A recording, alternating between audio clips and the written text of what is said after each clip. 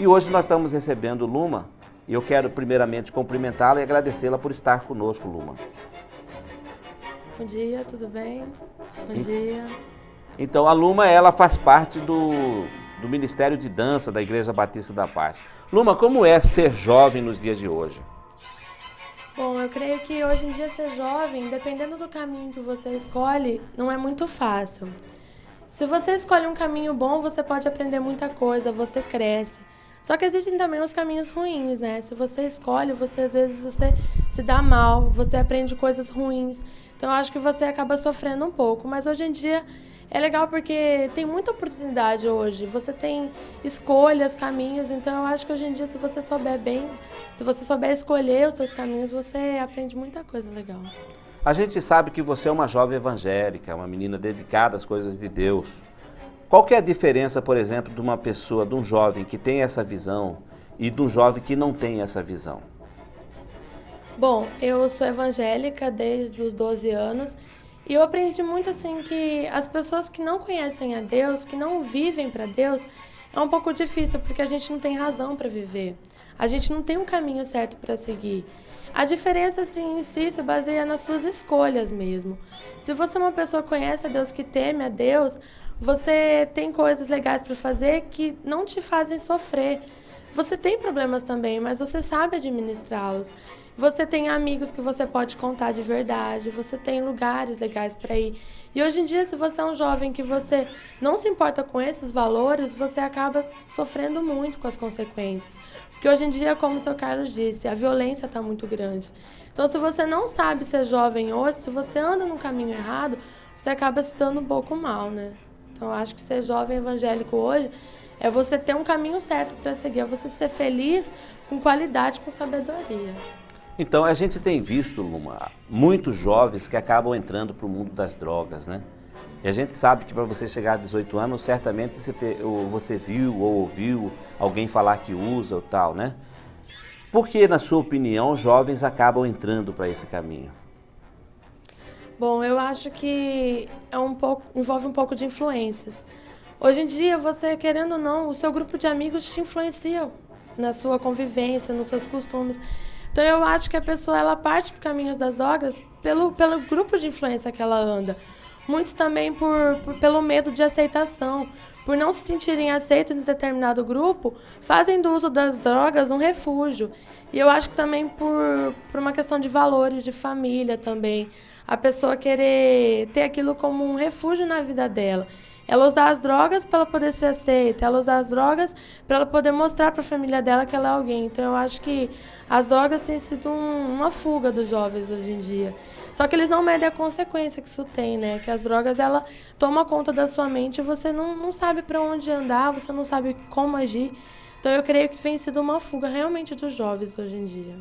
Então, aí a gente se depara muitas vezes, por exemplo, uma jovem como você, bonita, e de repente no seu convívio, universidade, escola, que você passou, e o seu habitat natural, quer dizer, aonde você vai, de repente você acaba convivendo com pessoas.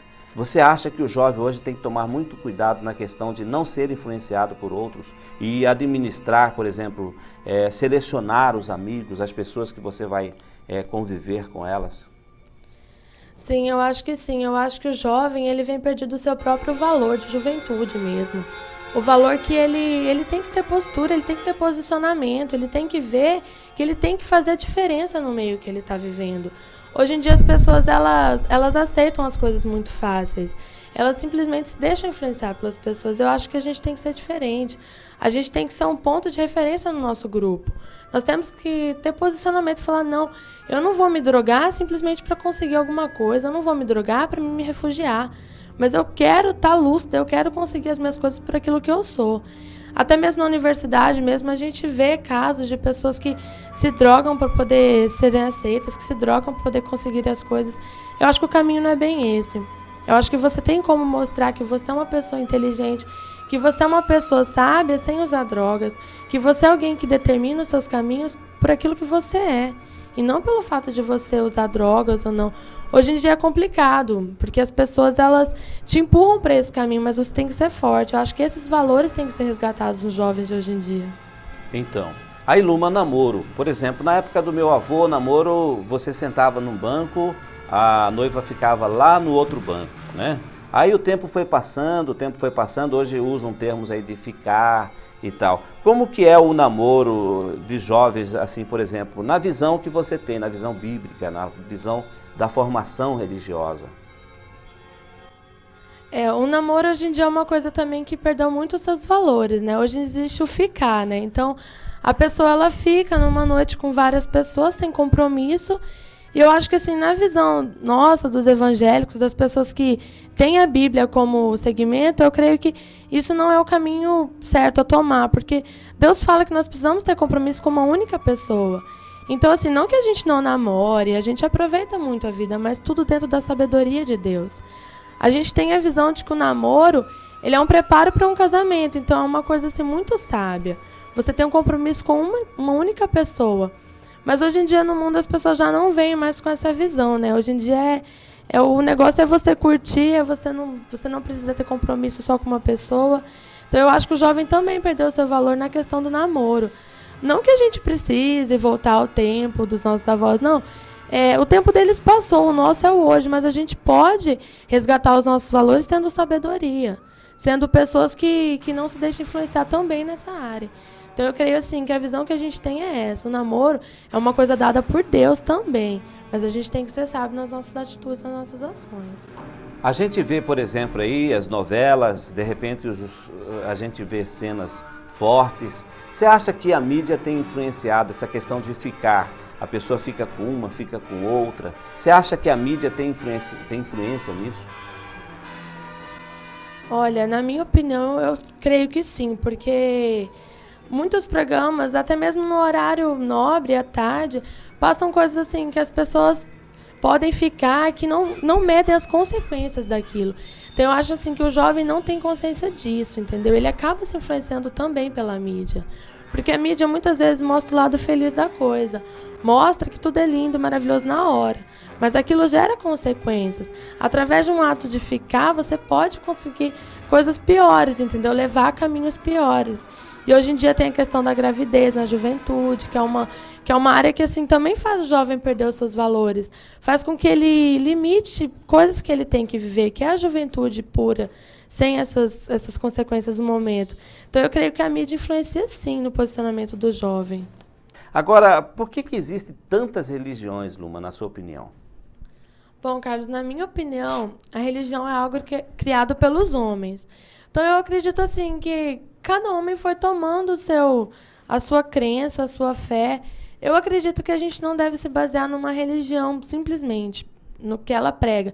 Mas a gente deve acreditar em Deus, em Jesus Cristo, o que Ele fez pelas nossas vidas, naquilo que a palavra de Deus diz. Então eu acredito que as religiões foram surgindo conforme foram surgindo várias crenças, várias etnias, várias culturas. Então eu acredito que a religião é algo criado pelo homem, o que a gente deve acreditar em Jesus Cristo. E aí a gente se adapta a uma doutrina, ao que cada igreja prega. Então, o que é mais importante, acreditar na religião? Não, porque, como eu disse, a religião foi criada por homens, e todo homem tende a ter falhas. O que a gente deve acreditar é em Deus como o único Senhor e Salvador, e que Ele enviou o seu único Filho, Jesus Cristo. Luma, uma curiosidade, quem você deixaria numa ilha deserta? Olha, quem eu deixaria? Eu acredito que todas as pessoas que pensam somente em fazer o mal. Nas pessoas que não têm a tendência para o bem, que não olham as pessoas com a ótica do bem. Então, acho que eu deixaria nessa ilha todas aquelas pessoas que são egoístas. Eu acredito que eu deixaria na ilha todas essas coisas. E vamos agora entrar em outro assunto sobre o amor. O que é o amor para você?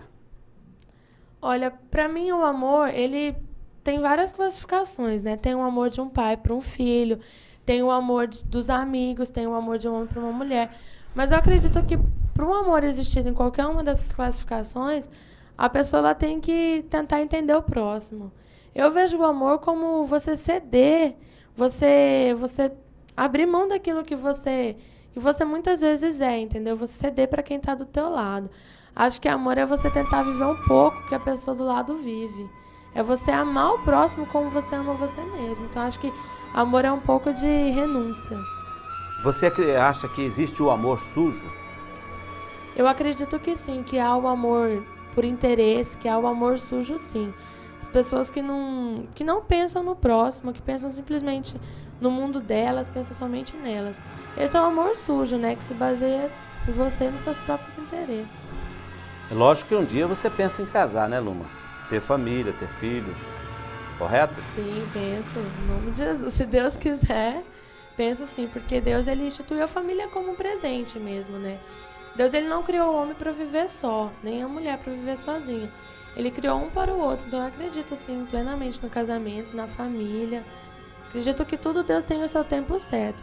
Por isso que eu digo, Carlos, que é um problema adolescente ter a gravidez nesse período, porque é o momento da agora a gente curtir as coisas da juventude. Deus tem os seus momentos certos para cada etapa da nossa vida. Eu acredito plenamente no casamento. Você, por ser uma jovem evangélica, você se considera uma pessoa perfeita? Não, eu acredito que Deus, ele criou o homem perfeito sim, mas o homem se corrompeu. Então eu acredito que todos nós temos falhas, tendemos ao mal, mas nós temos a oportunidade de mudar. Então eu acredito assim que a cada dia a gente tem que pedir para Deus, falar: Deus, a minha falha é essa, os meus defeitos são esses, mas a gente tem que ter a vontade de mudar. Então eu acredito que não sou perfeita, como nenhum homem é. Então a gente tem que ter a vontade da mudança. É isso que nos faz viver todos os dias. A vontade de ser diferente, de mudar. Luma, você teve uma formação maravilhosa com a participação dos seus pais, conforme você disse. Tem essa questão, por exemplo, da formação religiosa. Vamos entrar agora nesse assunto sobre sexo. O que é o sexo para você?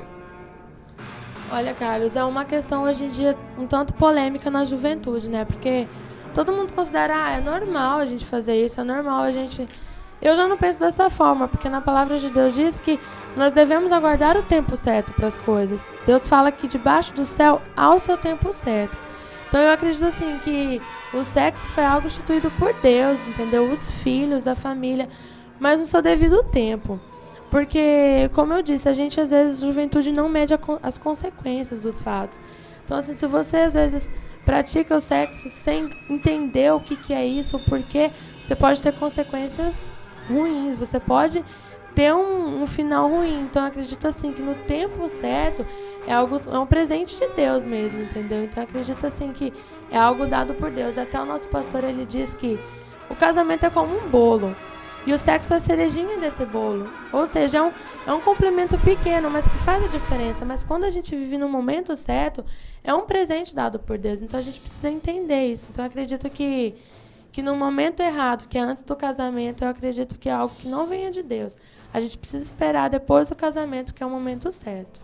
Quando, por exemplo, você está sendo formada, está sendo educada em casa pela família, depois tem a educação religiosa, quem que tem mais responsabilidade de formar o filho no sentido dele entender isso que você entende sobre o sexo? A família ou a igreja? Bom, eu acredito que a maioria é a família, porque a pessoa, ela tem a confiança maior dentro de casa. Ela tem um relacionamento mais aberto dentro de casa. Então, acho que precisa dos pais passarem essa experiência para o filho. Claro, a igreja também tem a sua importância na formação, na educação. Mas eu acredito assim que o princípio básico está na família.